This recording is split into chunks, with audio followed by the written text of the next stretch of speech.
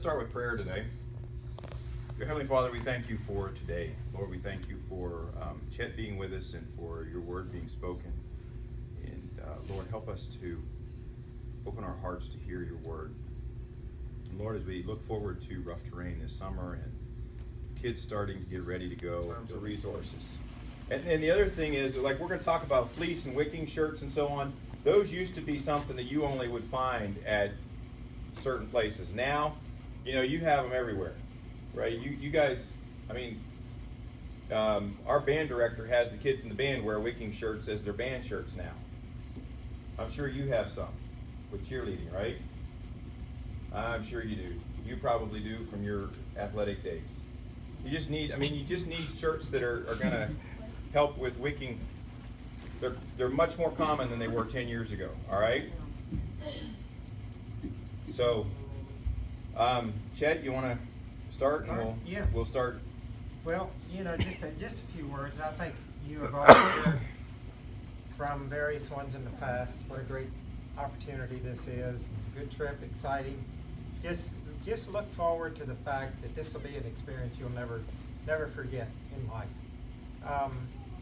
And never forget from the standpoint of what you're going to get out of it. You know, you get more out of a challenge than an easy, luxurious type experience. You really do. You forget that kind of experience pretty quick because we're so used to doing that in our culture. Is having comfortable type situations. Everything feels really good. We're air conditioners turned on just right.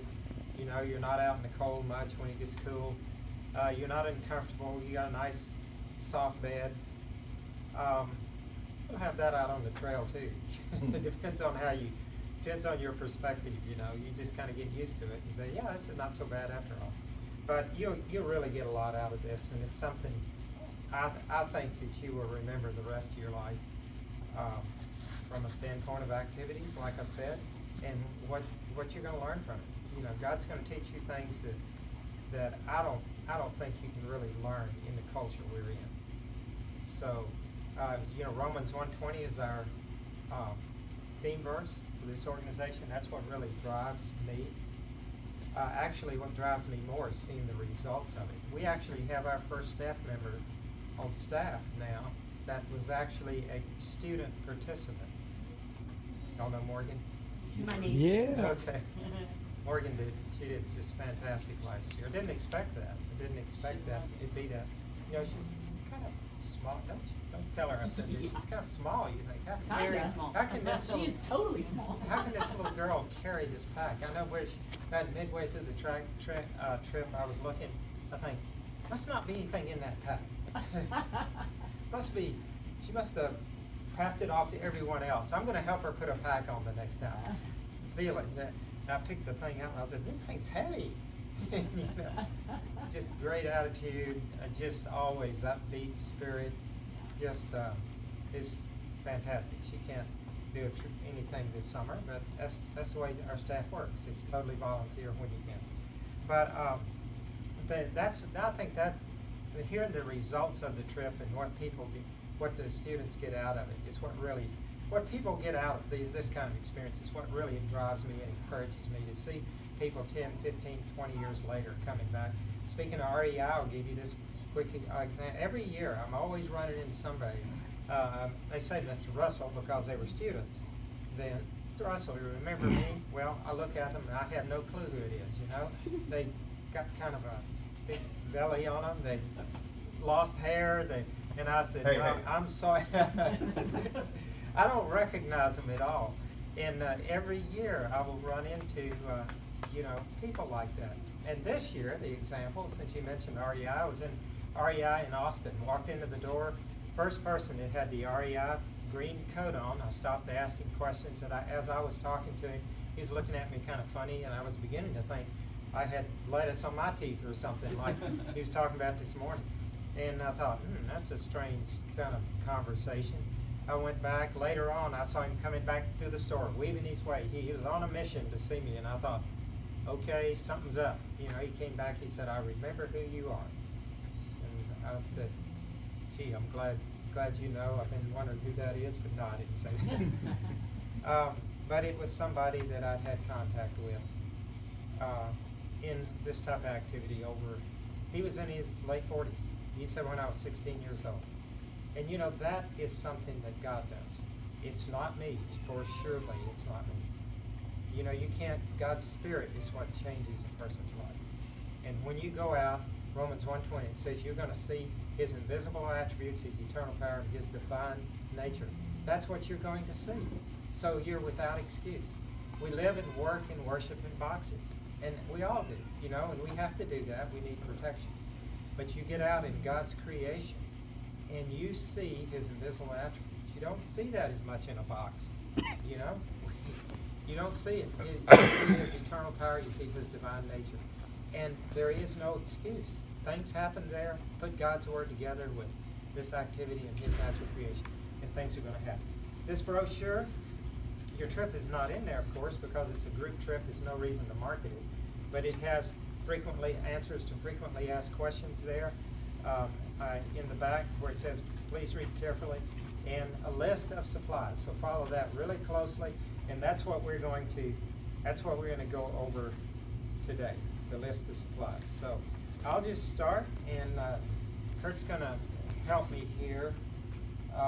He'll have just as much part as I will. I encourage him to have even more of a part because he brought most of the gear here.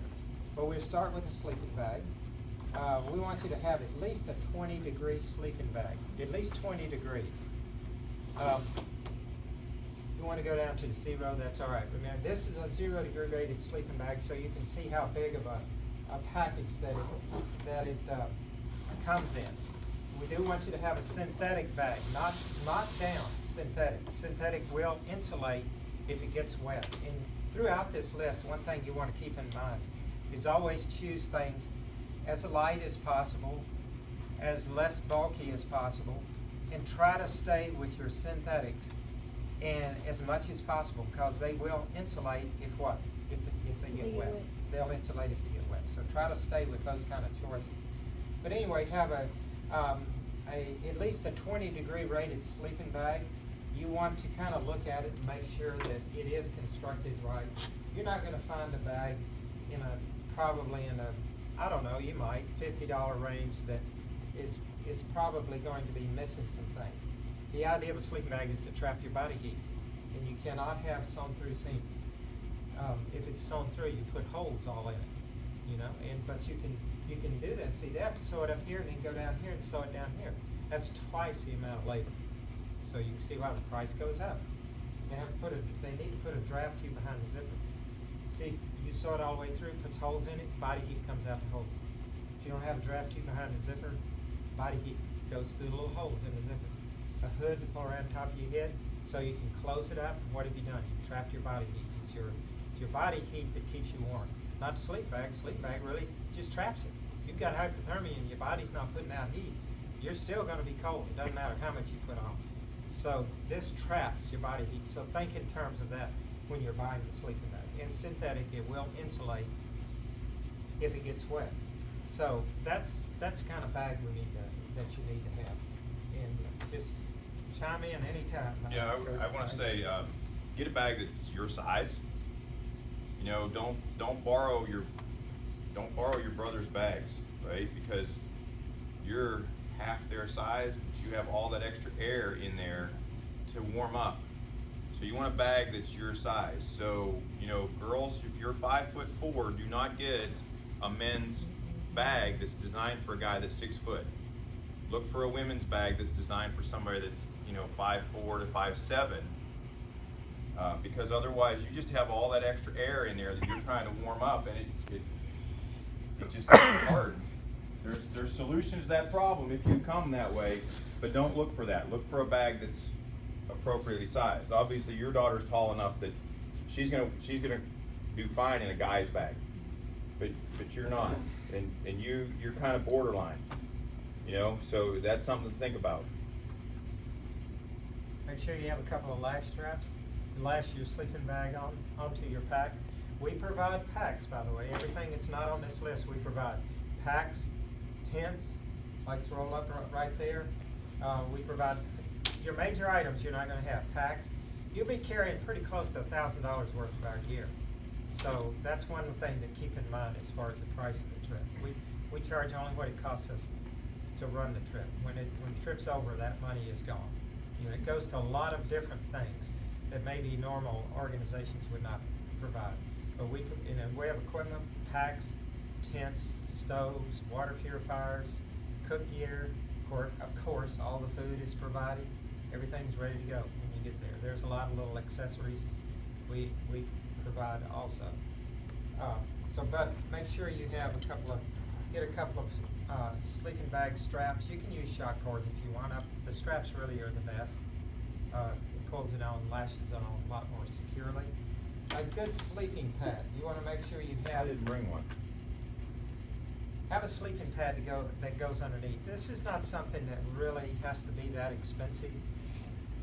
If you want to, I don't encourage you to invest in a Thermarest sleeping pad. You know, you're talking about $70, $80, up to $100. You know, you're going to get a good adequate rest because it has a lot to do with where we pitch the tent, what you're going to be sleeping on. So the ground. And we will be watching where you pitch the tent as far as giving suggestions. A little softer over here, more deadfall and more insulation, that sort of thing. But something like insulate, maybe it's about a ½ inch thick, I would say about as low as you'd want to go. And insulate or some kind of foam sleeping pad, it'll roll up about this big around. You'll see those things around there. They're blue, gray, different colors. They don't cost very much. You can find some sometimes for $5 to $10. So. And by the way, sleeping bag, we don't provide sleeping bag and sleeping pad and boots, those bigger items there. Where's I going with that? We don't provide that. It's something that needs to be cleaned each time it's used. Oh, networking, that's where I was going with it. You can network with those items. See, a sleeping bag is a health issue. You know, you need to wash it every time somebody uses it. And I don't know how organizations can really do that. And I don't really think they do, quite honestly. I think they say they do, but that's a lot of washing. When you think about washing 25 or 30 sleeping bags, that's a lot of machines. And so just network on that. Network on the sleeping pad, things like that. But do have some kind of sleeping pad to bring along with you. With your sleeping bag, make sure that the bag itself has a waterproof stuff sack. Yes. You notice when we pulled this one out, it came out as a disorderly mess. It's not rolled up. You don't want to roll your bag, you want to stuff it, but then it needs to be in a waterproof bag, and we'll come back to waterproof, but if you can't blow air through it, then it's waterproof. If you can blow on it and the air moves through it, then it's not waterproof. Okay? One of the favorites of the kids over the years for sleeping pads has been this Z pad. It folds up into a stack like a map. The accordion's out like a map used to. Not that any of you kids know what a map is. You have an app on your phone that does that. But your parents know what maps are. They remember. Cup, plate, spoon, cook gear. You want something, you can have some choices on this. Some people like to have kind of a full plate, a plate that's kind of a plastic. You can choose plastic or metal. You know, I tend to like metal because you can sterilize it over the fire if you want. I like the old-fashioned Sierra cup. It's kind of spread out to where you can use it kind of like you can use it for drinking, and also you can just put your food. I only take this Sierra cup and a metal spoon. That's all I take. I put the food in there, and then I wash it out with whatever I'm drinking. It sounds kind of gross, but it works fine. But cup, spoon, at least a spoon. You can get to 3 set if you want, to where it has, one each. That right there is kind of a combination spoon and fork. That's kind of a good idea. You can kind of use some of your own personal choice on what you feel like would suit your eating habits the most on that. Metal, it gets hot easier when you put hot food in it. You can feel the heat through it a lot easier, so that's one nice thing for plastic. But I think you can have some choices on that. Yeah, this is all I ever carry is just a cup when I go, and I don't personally think it's worth the extra weight to carry Cup and a plate or spoon? something else. You just carry I a carry a spoon? cup and a spoon, Yeah. that's all I carry. Yeah, that's a pretty good way to go. It works fine, you know. You know, it's one more thing you don't have to fool with, is that plate. I mean, but if you want it, doesn't like things mixed together, and you don't necessarily have to mix them together if you just carry the cup. You can eat this one item, and then you finish it, and then you can go back and get another item and so on. But if you like it all together, that little plastic plate with the little dividers in it, there's plenty of room to carry that, and it's not heavy. So, but you also have to carry a cup too. You can't just carry that. You can't drink out of the plate. You could, I guess. It doesn't work real well. Okay, quart water bottle. At least a quart water bottle. Don't have one here. Again, you can use your judgment on that. You can buy a $10 Nalgene quart water bottle. I don't recommend it. I think, quite honestly, you can find just a bottle that's already, you know, where you buy in the grocery store. You know, about a quart, and you can take that. That's what I do. Now, some people don't like that, but and then when the trip is over, I just throw it away. I used to have the Nalgene quart water bottle, but it seems like the plastic, you know, gets tainted over the years, and it starts smelling like everything, and it's I don't know. I just like getting rid of it. But if you want to get the quart water bottle, that's fine. And you can find them cheaper for the Nalgene is just a more expensive name brand. You can probably find one somewhere and you probably have one around the house. Everybody has those, you know, those sport drink bottles, you know, that snap off top, that sort of thing. So you can probably find one of those around the house pretty easy. You can do what we did in the past, Eddie. You're gonna just buy water at a convenience store and just make sure, what we usually do is just, you know, you'll buy Gatorade or water at a convenience store. On the way up, just hang on to that bottle. That's your bottle for the week. And just make sure it has a sport top. Some sort of a top that you can open without taking the top off. Because every time you take the top off, you have the risk of losing it. Then your bottle doesn't hold water very well. So just a sport top bottle. And we've always just done the ordinary, you know, Gatorade or something bottle. Small flashlight. This has become the most popular way to go, where you have this just, you know, just a headlight. Put it around your head at night, so when you're working, you can use both hands, that sort of thing. That's a pretty neat way to go right there. I still like the regular flashlight. I just don't like things on my head. I don't know why. I just don't like it.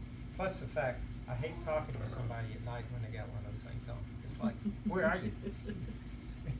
It's shining right in your eyes. And but that really, for convenience, I mean, for practicality and getting things done at night, when you're in your tent looking for things, or you have to walk around camp, that really does work the best. So that would recommend that. With an extra set of batteries, at least 2, well, whatever fits your flashlight. If it's AA batteries, bring a couple of AA extra batteries, because you know those batteries don't last very long. So make sure you bring extra batteries. Anything on that? Whistle. Make sure you bring a whistle. We do want you to have that. Streams make a lot of noise at night when you're down by the stream. If something happens, do not blow that whistle unless it's an emergency, because when we hear it, we're going to come. We're going to come to you. So don't be playing practical jokes with something like that. That's not something that we would laugh at. we wouldn't think that's very funny, because you know the old saying, cry wolf. And then the next time you do it, may not take it seriously. No, we will always take it seriously when we blow that whistle. You may just throw you in the creek, though. Right, yeah. Just, you know, I don't know, this is probably $1.99 at Academy or something. Maybe it's not even that much, I don't know. This one here is a couple bucks. This one, you know, it's loaded up with features here. It's got a magnifying glass, it's got a thermometer. It's got a compass and a whistle all in one. You know, it's a few bucks. It's no big deal. But it is nice to have a thermometer out there on the trail, because if you ask Chet what temperature is, he has no blooming idea. I guarantee you, he'll tell you, "Oh, it's nice out." Oh, it's pretty cool out this morning. Yeah, you get up and, you know, what you didn't realize is pretty cool could be anywhere from 25 to 45.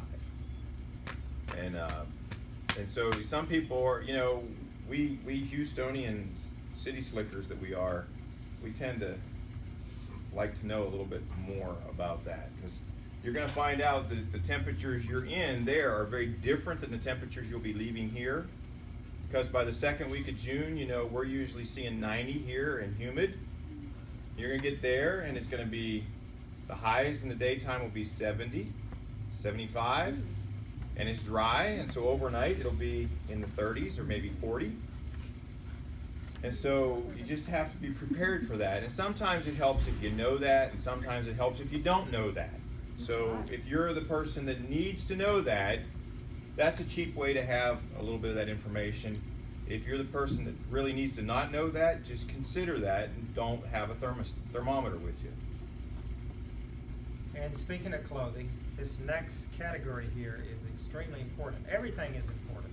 But before we get to that, there's one other little item. Go ahead and bring some waterproof matches. It's always good for you to have some in your pack. We will have plenty of those, but it just seems like it's a little thing that a lot of times, you know, when you go to reach in your pocket to start a fire or get a match or lighter, we'd like to take the little Bic lighters. You know, it's always hard to find. So if everybody it's kind of accessible, everybody just has some. That's something you want to be able to get to fast when it's cool at night, to start a fire or start the stove, so you can so we can get dinner started. So bring some of those along.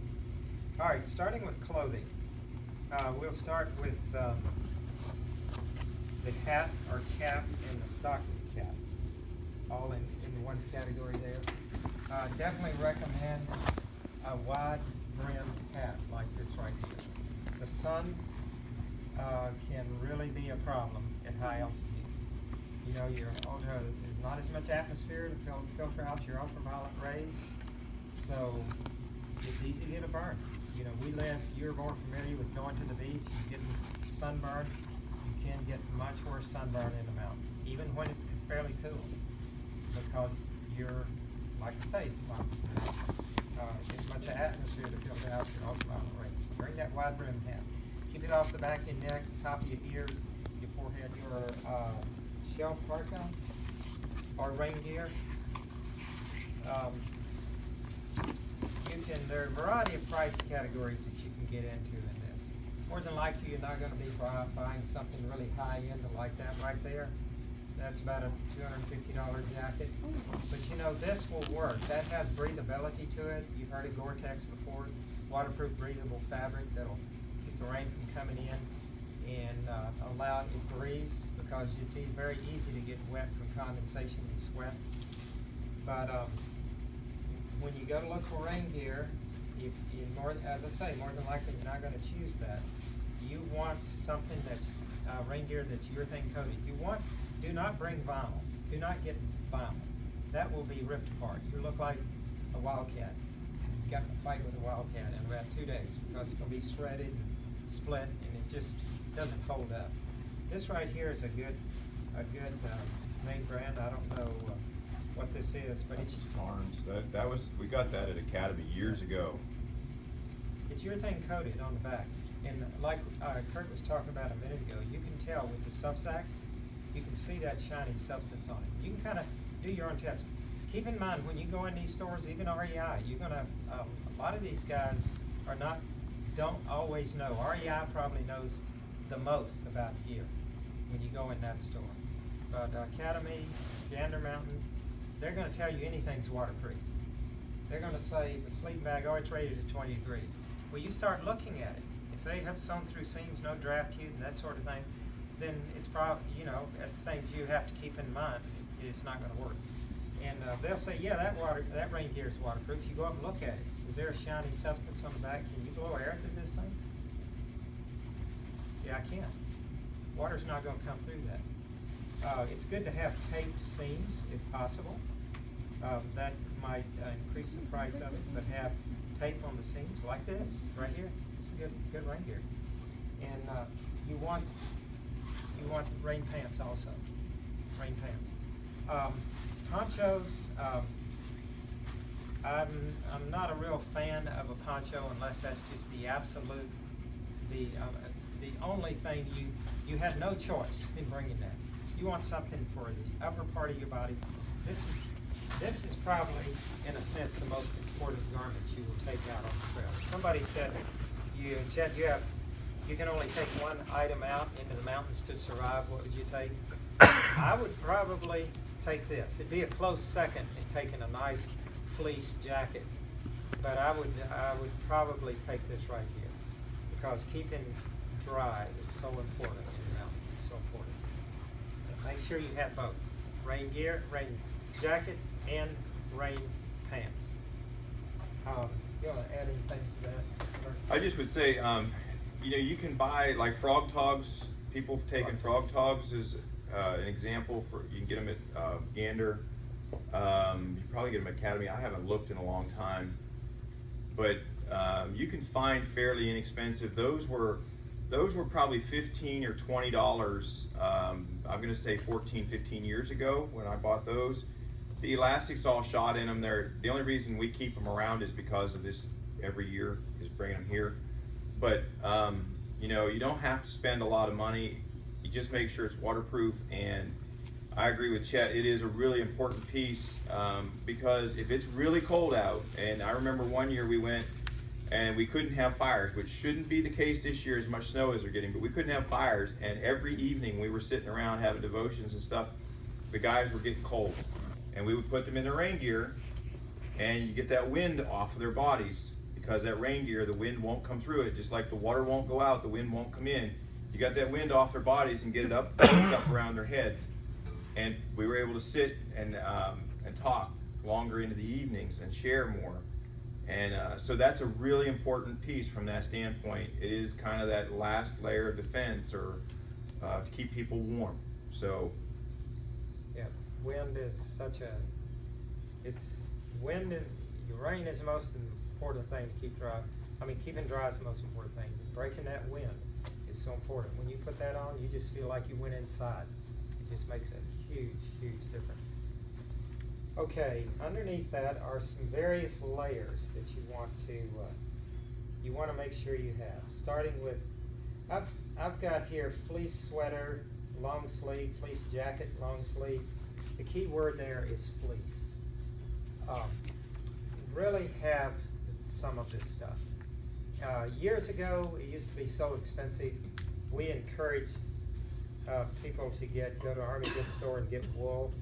Wool works really well. Problem is, it's very heavy. It's very heavy. That fleece will insulate if it gets wet. So underneath this rain gear, just think about it. You're going to, if it's, oh, by the way, back to frog togs. That's really a good choice. That works really well. It's lightweight and it works really well. But you're going to have moisture get through some way or another. It's going to get through. If you're wearing this and hiking, you're going to have condensation underneath.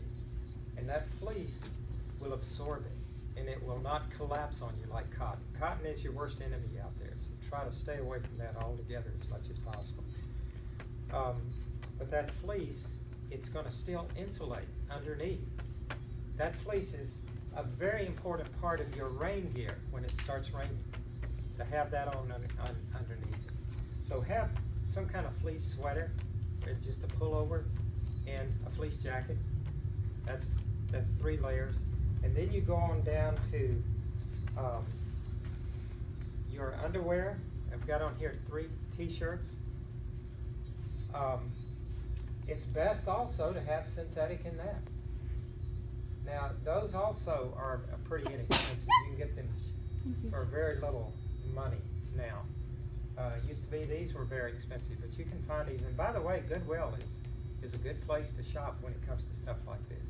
When years ago when we went up to Alaska, my son forgot his fleece pants. And first question I asked, is there a good whale store around here? They said, yeah, one down the street. Went in there, and of course they've got fleece hanging all over the place. Went in there and found a pair of fleece pants for $10. Like Kurt said, it's not a fashion show. You just want something that, that works. So if you can possibly get the the synthetic t-shirts, then get that. If you don't, you want at least 3 t-shirts so you can change those things out, because that cotton t-shirt is going to get wet from sweat. And when you get into camp at night, you want to take it off right away and put on a dry one. But try to keep that synthetic also. Do you want to add anything to that? Yeah, kind of my personal recommendation, I have, when I go, I usually carry 2 short sleeve shirts and 1 long sleeve shirt. And that way, if we're on a really sunny day or something and I don't want to get burned up, sometimes having those long sleeves is convenient, just better than sunscreen. And then the other thing is, in the evenings, it gives you more options as the temperature cools down to kind of put on progressively. So, they say 3 t-shirts, I agree with that, but I usually, like I say, I carry 2 really light, thin, short sleeve shirts that you have on when you have that pack on. But then you take that pack off, your body's not working as hard, your heater isn't burning the fuel as quick, and you want some extra insulation pretty darn quick, especially as soon as that sun starts to go over that mountain.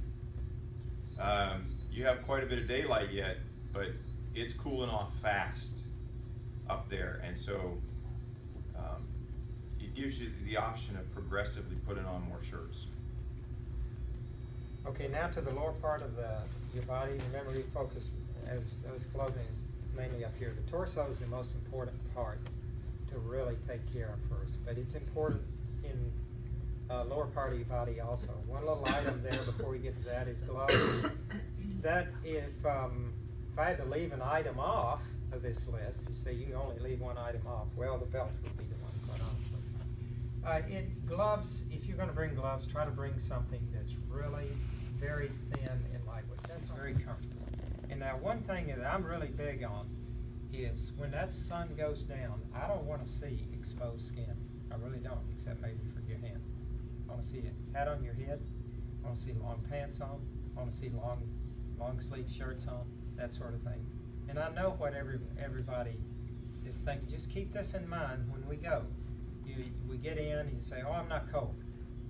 That's exactly right. You're not supposed to put clothes on after you get cold, when you're supposed to put them on. You don't say, well, I'm going to go outside in the snow without any clothes on, and then I'll put my clothes on because I'm getting cold. You put clothes on to keep from getting cold, so your body doesn't have to work to keep warm.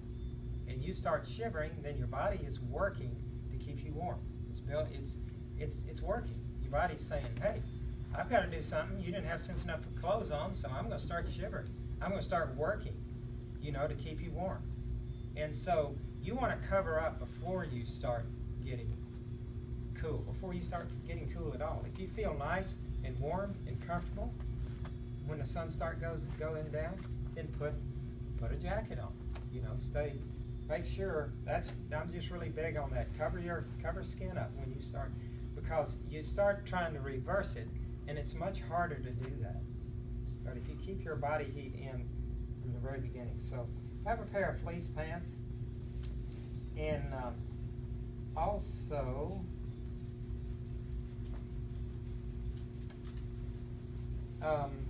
these right here are really good.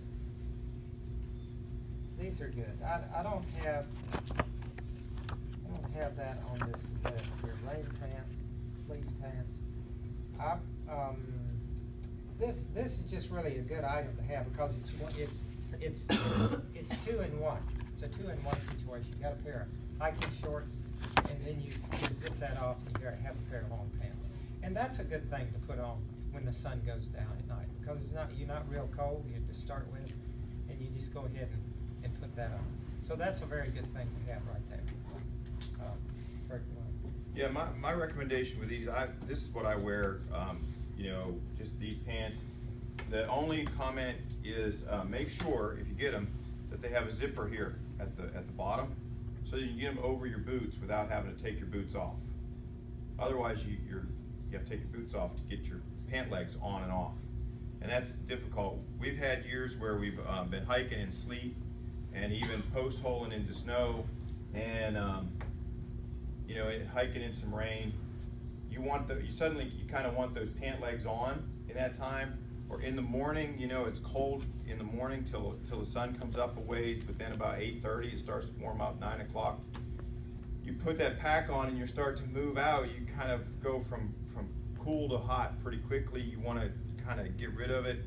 I really like these from that standpoint, but again, make sure they have the zipper at the cuff so that you can zip them up, open them up, get them over your boots.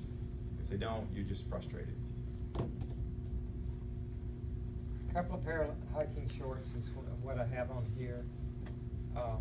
That could be one of them. And then bring it, at least have one that you can change out into. We will more than likely be hiking in shorts. You'll spend most of your time in shorts on this trip. June, you absolutely are going in probably the driest, you're definitely going the driest month of the year with the most sun. And you probably, if I had to pick a week that was the driest, sunniest week, it would be the week you're going. Last year, we didn't have a drop of rain, did we? Couple sprinkles, but it was Yeah. super short. Yeah, it was just fantastic great. weather. So we've ordered that again this year. So hopefully we'll have that. But so you spend most of your time in a pair of shorts. You may cross a stream or something and water splashes up on your shorts and get some wet. And as you get, well, when you hike, if the sun's out, they're gonna dry out. But maybe they're not, you know. You wanna change out, you know, when you get into camp that night, or have something toward the end of the trip that you change out into. I try to bring, I bring at least 2 pair of shorts. Okay, next item, I've got on here, belt. That's kinda, depends on what kind of clothing you're gonna bring. That's one item you could probably leave off. Depends on what kind of, you know, pants that you bring. If you don't need a belt for your fleece pants where it's got elastic or whatever, then just don't bring that. But don't be making choices on things not to bring, okay? Just cause I said that on this. Do bring all of these things. You know, the pants, one thing I might say with these pants right here, if I don't have some of these pants, actually, believe it or not, I'm actually thinking about getting one this year for the first time. But one thing to kind of consider with this setup right here is to bring a pair of long underwear for the lower part of your body that's fairly thin. That's a great thing to wear to bed at night if you really are cold natured. So that would be one thing that you could consider, where you could pull that on and then pull these on over top of it at night as you're walking around camp. That's kind of another way I think of going about it. I'm starting to do that a little bit more. For some reason, it seems to be getting colder easier as I get a little older. All right, 3 pair of underwear. Definitely, you know, I'll just leave that up to you. I'm not going to go into what kind of underwear. If it's synthetic, other than saying synthetic is the best way to go. You know, it's not as important lower part of your body as it is up here. It's real important up here. But 3 pair of underwear. 2 pair of polypropylene liner socks and 2 pair of wool socks. This technology is kind of changing quite a bit. I have actually started going to 1 sock more because they're really high-tech socks with that wicking structure on the inside of the sock that will wick moisture away pretty good. But this is a great way to go to where you have a pair of liner socks on, and then you can just change out your liner socks. You don't always have to change out the outer sock. But there are a lot of good heavy-duty socks like this right here. That's synthetic wool combination. You'll see a lot of that choice. Now, We'll get the boots in a minute, and I'll have more to say about the socks.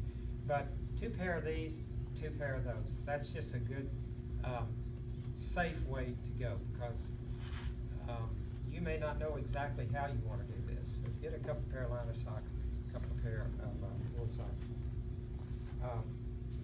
Before we move off of liner socks, I'm gonna say, I really encourage you to do liner socks because it gives you another layer.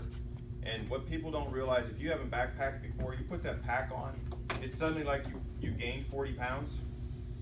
Okay, so think about it, you gain 40 or 50 pounds, how your feet behave in your shoes is different than what you think it's gonna be. And so this gives your skin an extra layer of movement in there before you wear blisters. It slows down that blister development process, in my opinion, and in my experience. So I always go this route, just because it helps your feet be a little more durable, and the durability of your feet is critical. Nothing will shut us down quicker than people's feet. So we're gonna get into boots in a minute, so we'll talk some more about that in a minute. Bring a pair of water shoes. There can be 2 or 3 choices here. This is one choice right here. This works real well. I take these are Keens, I believe. Those are actually Montrails, or no, those are Merrells. Merrells. Okay. These are Merrells. This is a good option right here. It's also something good to wear around camp at night. Once you get into camp, take these heavy boots off and just wear this around. But we will be crossing streams on this particular route. Most certainly we will be. The water will be flowing really good because of all the snow in the mountains. So make sure you bring something like this.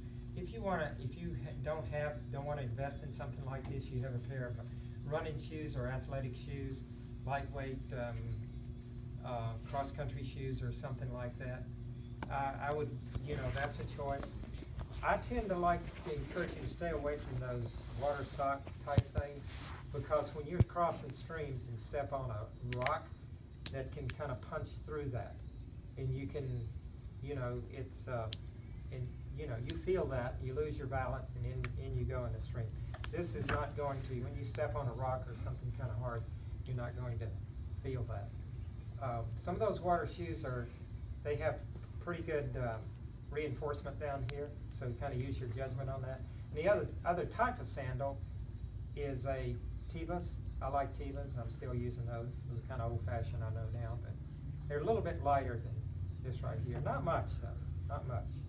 But these are some choices. You do want to have water shoes. Don't think those are not important. They are very important. Just to be clear, no flip-flops. Okay, so whatever your water shoes are, they have to be some form of shoe that actually ties onto your foot. So Tevas have the bands that go around your foot a couple ways. You get out in the middle of a creek and your flip-flop takes off that way and you're going that way, it's a problem. So flip-flops are absolutely not an option. You have to have something that actually ties onto your foot with straps somehow. The water shoes do that pretty well. The Tevas are great. You can get a knockoff Teva at Walmart for about $10 a pair, and that does fine.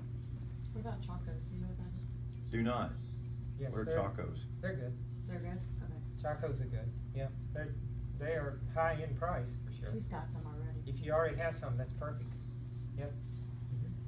Yeah, Chacos is kind of the in word for sandals today. Okay. So you're up on the style. You got Not Madison. That's kind of what all of the techie outdoorsmen will be wearing when you see them around wilderness shops and Chacos. But yeah, they're fine. They're good. It's real good. Okay. Boots. Got a lot, quite a bit. Probably spend more time on this because I think it's important to go into fitting. You can, with a boot, first of all, the 3 things you definitely want to make sure it has. It has good traction on the bottom, and also has good stability. I generally suggest that you make sure it has some type of shank in the sole here. steel shank or fiberglass shank, because you'll be stepping on a lot of rocks. You remember your weight's gonna increase by about 40 pounds. So you take your weight plus that 40 pounds and you step on kind of a sharp rock, and you will start, if it doesn't have some kind of good stability here, then your foot will start folding around that and you can get stone bruising. So that's important. These shoes I have here are Keens. Quite honestly, they don't have a good shank in it, but I've chosen to wear these because they're really lightweight and flexible. But I have to be a little more careful about where I'm putting my feet. So keep that in mind when you're buying boots. Good traction on the bottom, good stability where it's not going to be punching through. A second thing, when you put it on, you want to make sure it has good arch support and good ankle support. Make sure, you know, it gives you good arch support down in here. And the third thing is good ankle support. You want it up over your ankle and around your ankle. Okay? All right. Okay, so jumping in here, that's one of the things we will check for. We don't want any boots going that don't go over, you know, you want to have that bone that sticks out on the side of your ankle, you want to have it buried in the boot if you can at all. There's these mid-cut boots that come either at or below that point. Really not good for what you're doing on this trip. You want something that goes up over and covers that. So that's one of the things we're going to be checking to make sure that that cuff of that boot covers your ankle up that high. Because again, going down a trail, it's rocky, it's twisty, and you kick yourself in the foot a few times as you're walking, and the next thing you know, you got a sore ankle. And you didn't do anything, you're not hurt, but it's bruised and you're miserable. So it's just a little bit of insurance, and when you're walking on rocks, you do that more than you realize.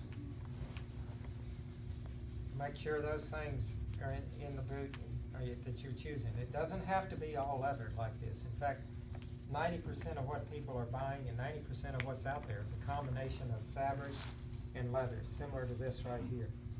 So if it has those three things though, a good solid sole with good traction, good arch support, and you can tell when you get good ankle support, then that's what you want to start with.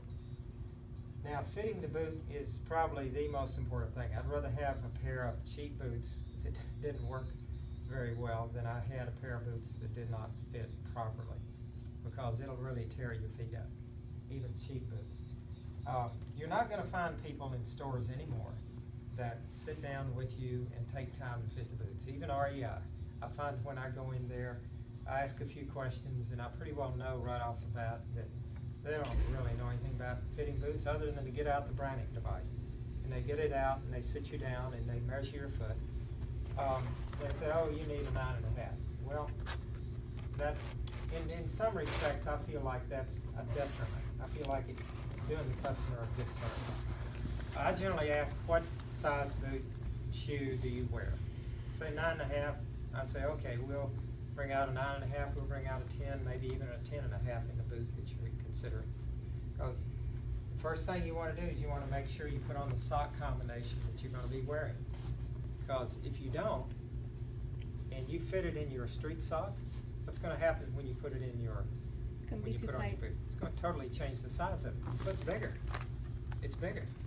So make sure you decide on your socks first. Buy your socks first, not your boots. Buy the socks you're actually going to be wearing out on the trail. Your sock combination, which we suggest is this right here, and then sit down and try the boot on. And ask them whatever boot it is that you're deciding on. And by the way, places, REI, we mentioned, Gander Mountain has some good boots. Academy has adequate boots. But you're not going to find anybody that knows anything about boots in Academy, that's for sure. So bring the boot, once they bring it out, go ahead and put your foot into the boot, kind of inch it to the front until your toes are touching. Don't crumple them like that. Don't force it to where you got your foot all crammed up in there. Just kind of inch your foot to the front until you can kind of feel, you can kind of do it that way until you kind of feel there's no room in the front. And then kind of bend forward, you're sitting down. You want kind of 1 finger's thickness in the back, like this. Good. Room. It goes all the way down and touches the heel. you know that's the room that's gonna be in the front. Then when you lace them, before you lace them, you tap your heel, get your heel all the way back. Then lace your boots good and snug, starting at the bottom, coming all the way up to where it holds your foot in place. There's skin and tissue on the bottom of your feet. It's how thick? About that thick, 1 finger's thickness.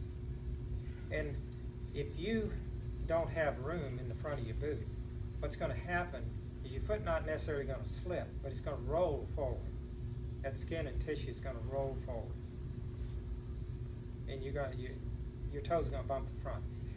All the way down that. Now, it's about 4 or 5 miles when you go up, and you don't generally have any trouble because your foot's going back like that. But when you start coming down, it's constant forward like that. You do want to trim your toenails as much as you possibly can. But when you start coming down, if there's no room in the front, you'll just start bumping the front with your toes, and it'll kind of drive the toenails gradually back into your foot. And you can find out, you get back and all of a sudden they're turning blue and coming off. So that is a good thing to go by when you go to fit boots. Now, even having said that, once you do that, you're the expert. If you get up and your foot's slopping around or something doesn't feel right, you're still the expert in that boot. We always fit boots the way I'm telling you in our shop, but we would always make it plain to them. Look, we're not going to tell you that boot feels good. Now, this is the boot you need, and it feels good. You know, you're the expert once it's in it. I'm just giving you some guidelines on to be careful with that. Don't go in and, boy, this boot feels really good. You don't have any room in the front or anything like that, it could feel good. And you walk around on flat ground and uphill all day. And most shops will have some kind of, or REI does, some kind of rock where you can get on it and kind of go downhill. Because if you don't have that room in front, it may feel good just walking around in the shop, but when you get in the mountains, it's going to start hurting. So yes. So even with the sock, like we have to have that 1 inch thickness even with the sock on, or no? It's a good guideline to go by. Yeah. Even with the sock, because the sock is not that much. It's just a good guideline. It's something that makes you aware of, I want some room in the front. Now, if you get up and start walking around and your heel is just slopping all around, then you need to be aware of that. You don't want that either. But in general, you can kind of find that balance. You want a little room in the front because that sock is just fabric. And you know, if that room is not there, your foot is going to push right on through that until it hit the hard surface. That's a guideline to go by. But I still would not, if I have someone in the store fitting the boot like that and they got up and says, boy, my heel's slipping around all over the place. Well, I wouldn't want that either. I said, well, let's try something a little different. You try to get that balance, but you do want to be very aware of having some room in the front. But yet, on the other hand, your heel is not slopping around. And then you want to break the boots in once you get them. Okay, so I want to jump in here. So brands and styles, right? So different brands of boots have different structures to the feet. By personal preference, I have Aslo here. These are my hiking boots. I have a pair that I wear to work all the time. They're Aslo. They're very comfortable. I really like them. But they fit my foot well. They're narrow at the back. Have a more compact heel cup. If you have a wider foot, you may not like Aslos at all. You might like Montrails, okay, or Keens. Keens have a real wide foot box. So just different brands of boots will have different amounts of space, and then even within the brands, different styles will have different amounts of space at different places. So when you go to try your boots on, don't think that the first pair you try on is great. Everybody's going to have a price range. You're going to do this once, and you're going to just enjoy it. And when you come back, you're going to be dying, telling your parents, "Oh, we got to do this every year," right? Right? Sure. You heard her. So you don't know that, but try 3 or 4 different pairs of shoes on that are in your price range, and get a feel for what they feel like, and then pick among them. Don't just go the first ones you get, because it does make a difference in how much room your foot has, and how it fits your foot, and how you like your boots to wear. It makes a big deal. So different brands and different styles. Try it, and just see. And definitely go to, you know, with Gander Mountain here, we're trying to let you know, usually they have some sort of a sale. So you need to start to watch. But they'll have a sale on footwear here typically coming up. We caught it a few years ago, and it was, we got some pretty nice boots for my son that we wore when we went 3 or 4 years ago, and we got them at 50 cents on the dollar or less versus what their tag price was. So if you start watching, Gander Mountain has sales on their footwear in the spring. So by all means, that's what part of why we do this when we do it, is so that you have the opportunity to catch as many of those sales as you can. But brands and styles, check out different ones to get a boot that you find fits. Okay. We're through the major stuff. I have one more point. Yeah. I typically, those boots are 12s. I wear an 11. Okay, so Chet said about being up a half a size. Plan on being up a half a size or a size. So I know your dainty little 3s that you're used to wearing, you're gonna have to wear 4s, okay? It's okay. Oh, okay, you're all the way up to 7s now. Okay, but just expect to wear bigger boots. Like you'll have 14s on or something. Oh, not quite that big? Just checking, just see if you're awake. Jeez. I probably have like maybe 10 or 11. Okay, toiletries, you know, you want these items: toothbrush, toothpaste, compact as possible, something that breaks down pretty small. In a toothbrush, little tube of toothpaste. Remember, everything as small as you possibly can. Toilet paper, you know, at least a third of a roll, at least, in a Ziploc bag. And by the way, Ziploc bags are your best friend. I encourage you to bring at least a half a dozen of gallon Ziploc bags, and probably about a half a dozen of quart size. You know, you're always going to find a use for it. So bring some of those along to just pack things in when you go to pack your pack. Bring a hand towel.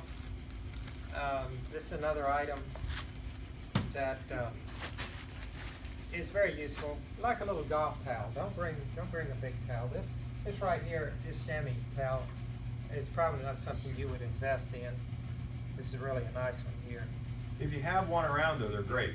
Just, you know, you just need a half, like I think we have a couple of those at home that Cindy cut in half and we carry backpacking. So that's about what you need, because if you get in the creek or you decide it's bath time, for me that's about Wednesday. I've had enough of me, I'm getting in the creek somewhere, and just that dry yourself off quick makes a huge difference. But you don't need a very big towel. And bring a towel for the lodge. Really, we do have towels there, but it's one of the items that's very hard. I don't think we can ever dry those things out. It seems like I put them in the dryer when we take them down to wash them, and they just, they've been in there 3 times and they're still wet, and 4 times, and it just takes an enormous amount of time for us to get those things dried out. Plus the fact it's kind of an item that is kind of, I don't know, they get torn up, and you wonder whether you want to, I don't know. I don't like, bring your own towel. You'll feel better if you have your own towel. Now, if you forget it, then there'll be towels there if you can use. But encourage you to bring one for the lodge. Medical items.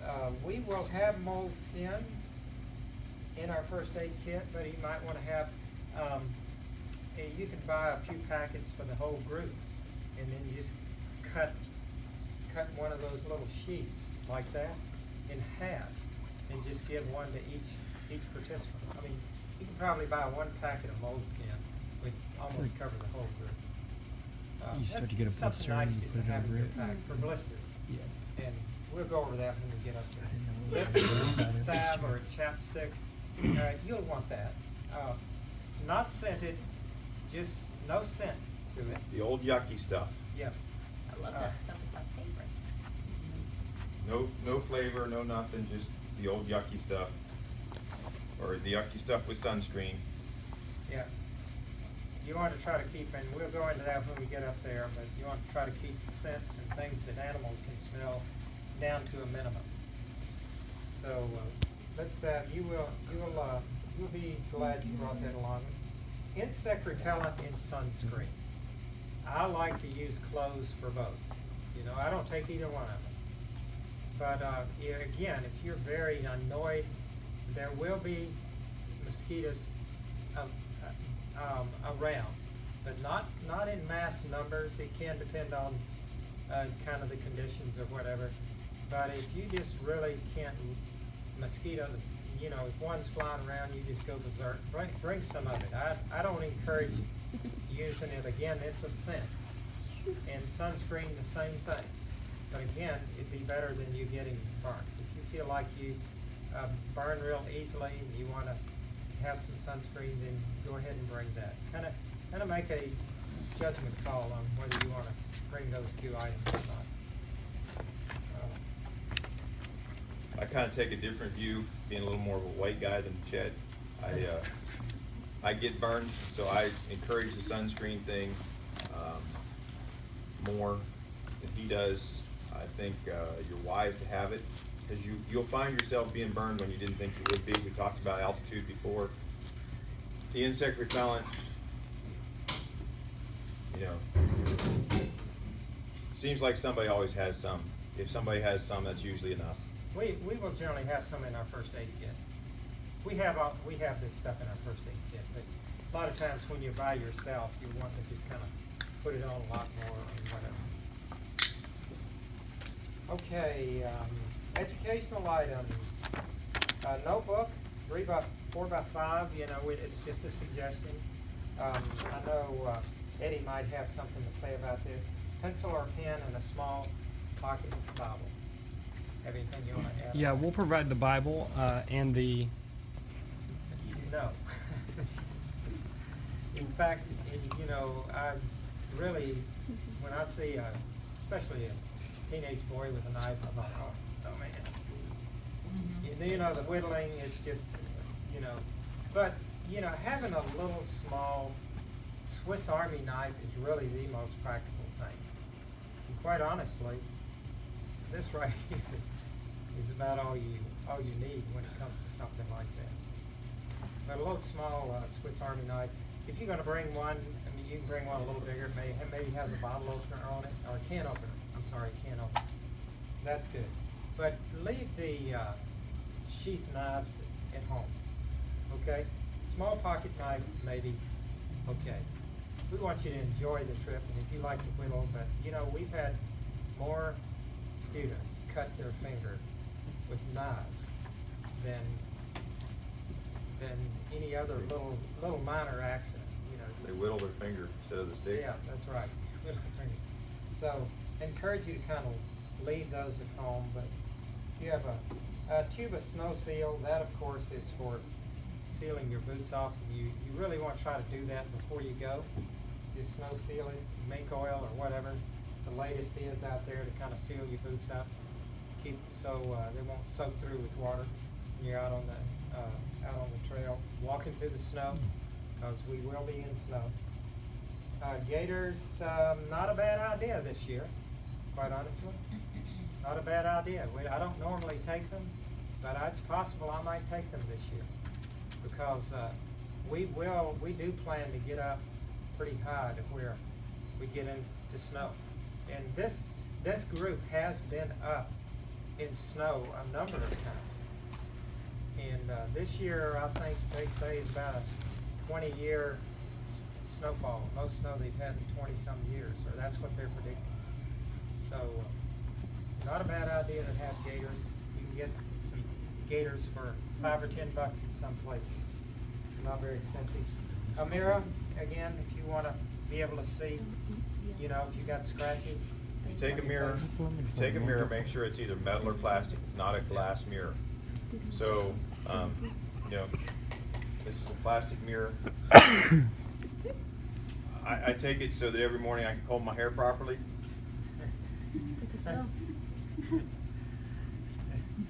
Doesn't take him very long. Looking like, oh my goodness, it's gone. Yeah, that happened one of those years ago.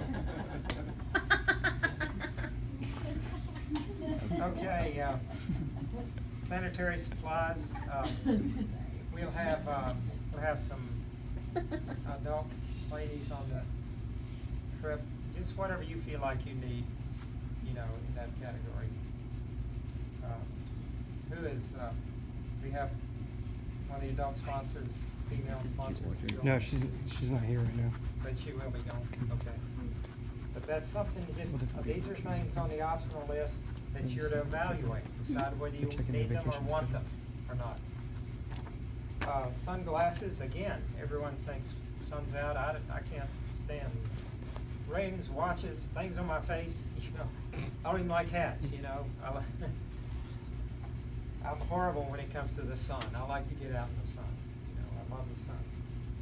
It's probably not gonna be good a few years from now, but liquid soap, probably better than a bar of soap. There will be an opportunity to kind of clean up sometimes, and we'll talk about that. Biodegradable, make sure it's biodegradable. You can do something like that, you might want to team up with some others.